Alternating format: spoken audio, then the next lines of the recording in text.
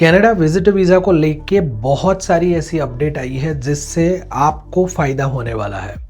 मैं नीरव शाह 16 साल से इस इंडस्ट्री में हूँ और हमने काफ़ी सारे पेरेंट्स के विजिटर वीज़ा में भी उनको हेल्प की है और इवन जो रेगुलर ट्रैवलर्स होते हैं उनको भी गाइडेंस दिया है और उनकी एप्लीकेशन सक्सेसफुली हमने हैंडल की है। तो हमारी टीम जिस तरीके से अभी आगे बढ़ रही है उसमें काफ़ी ऐसे चेंजेस हैं जो 2026 में आपके लिए काफ़ी यूज़फुल होने वाले हैं।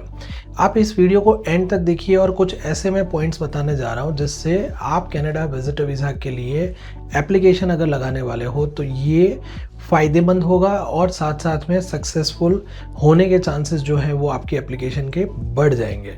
तो शुरुआत करते हैं हमारे वीडियो के साथ। सबसे पहले जो चीज़ मैं बताने जा रहा हूँ वो ये है कि विजिटर वीज़ा का एप्लीकेशन प्रोसेसिंग का जो टाइम है वो इंडियन एप्लीकेंट्स के लिए बहुत ही कम कर दिया गया है। तो विजिटर वीज़ा एप्लीकेशन अगर आप लगाते हो तो गुड न्यूज़ ये है कि 1 महीने के अंदर less than 30 days you can receive your visa application answer. तो आप अगर एप्लीकेशन का पहले टाइमलाइन देखते तो वो काफ़ी महीने था, अब वो हो गया है ऑलमोस्ट 1 महीने के अंदर अंदर। दूसरी बात जो समझने जैसी है वो ये है कि काफ़ी सारे रिफ्यूज़ल जो विजिटर वीज़ा में आते हैं उसका सबसे बड़ा रीज़न ये होता है कि वो लोग फाइनेंशियल जो रिक्वायरमेंट है कनाडा की उसको ढंग से समझ ही नहीं पाते। होता ये है कि आपको जैसे बीइंग अ पेरेंट्स अगर हम एग्जांपल ले लें, आप कनाडा जाना चाहते हो तो आपका एक गोल ये होता है कि आपके सन या डॉटर वहाँ पे है और वो शायद स्टडी वर्क या मैक्सिमम पीआर है उसके बेस पे आप जाना चाहते हो। होता ये है कि आप अब यहाँ से जो प्रिपरेशन कर रहे हो इंडिया में, आप लगाते हो अपना वीज़ा एप्लीकेशन 1-2 महीने के पर्टिकुलर टाइमलाइन में कि अब मैंने डॉक्यूमेंट्स रेडी कर लिए, मैं एप्लीकेशन लगा दूँ। बट जो आपका फाइनेंस होता है वो रिसेंटली डिपॉजिट होता है, क्योंकि इंडिया में काफ़ी लोग ये करते हैं कि अपने फाइनेंस को हर जगह डिस्ट्रीब्यूट करके इन्वेस्ट कर देते हैं, वो सेविंग्स में नहीं रखते। जबकि वीज़ा ऑफिसर और जो कैनेडियन गवर्नमेंट है वो क्या देखती है, आप यहाँ पे विजिटर वीज़ा पे आ रहे हो तो ऑफकोर्स आपके पास जो फंड है वो आपके पास सेविंग में पड़ा होना चाहिए कंसिस्टेंटली, ना कि आपने रीसेंट डिपॉजिट किया हो। तो इस वजह से भी रिफ्यूज़ल आ रहे हैं। तो अगर आप विजिटर वीज़ा का एप्लीकेशन लगा रहे हो और अपने सेविंग्स में फ़ंड दिखाने वाले हो तो आपको जो फंड की रिक्वायरमेंट है, जो मान लो 2 बंदों की 13 से 14 लाख मिनिमम होती है, तो वो सेविंग्स में आप मिनिमम 5 से 6 महीने पुराना करके ही वीज़ा फाइल में रखें। अगर फिक्स डिपॉजिट भी बना रहे हैं तो भी ये फॉर्मूला यूज़ कर सकते हैं। अब तीसरा चेंज मैं आपको बताने जा रहा हूँ कि जब आप विजिटर वीज़ा की एप्लीकेशन लगा रहे हो तो कैटेगरी समझना बहुत ज़रूरी है। कुछ पेरेंट्स ऐसे हैं जिनके फाइनेंशियल अच्छे नहीं हैं यहाँ पे और फिर भी वो अपने बच्चों से मिलने जाना चाहते हैं।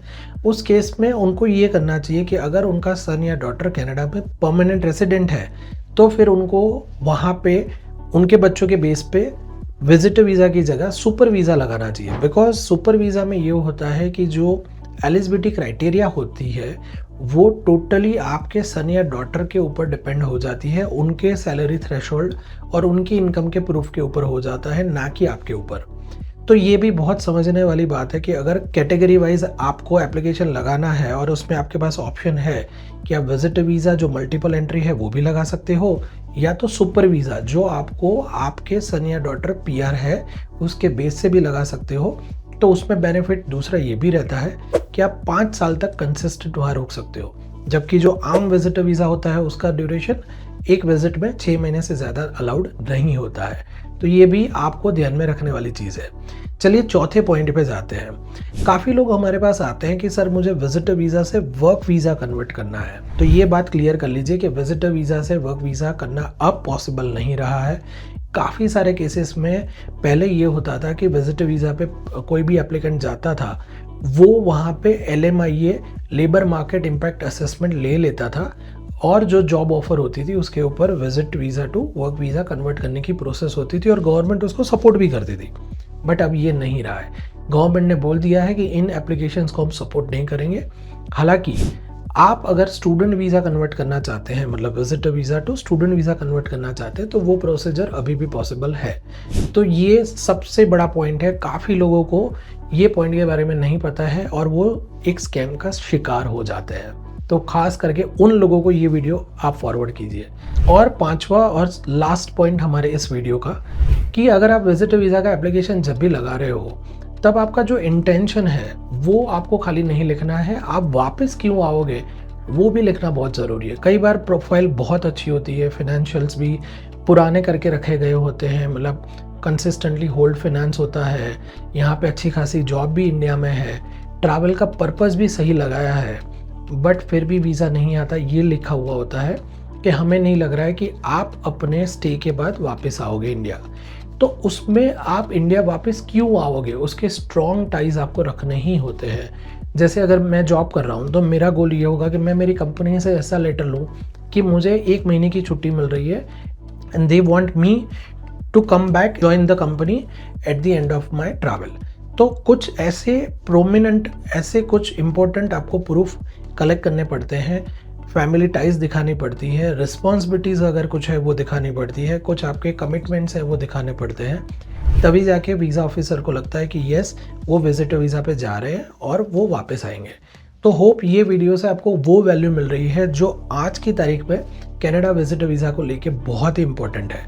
काफ़ी सारे स्टूडेंट्स हैं जिनके पेरेंट्स इंडिया से आना चाहते हैं, उनके लिए भी ये यूज़फुल है, और काफ़ी सारे ऐसे लोग भी हैं जो विजिटर वीज़ा एप्लीकेशन लगाना चाहते हैं बेस्ड ऑन देयर रिलेशनशिप और based on their family members apart from the parents. उनके लिए भी ये वीडियो बहुत यूज़फुल है।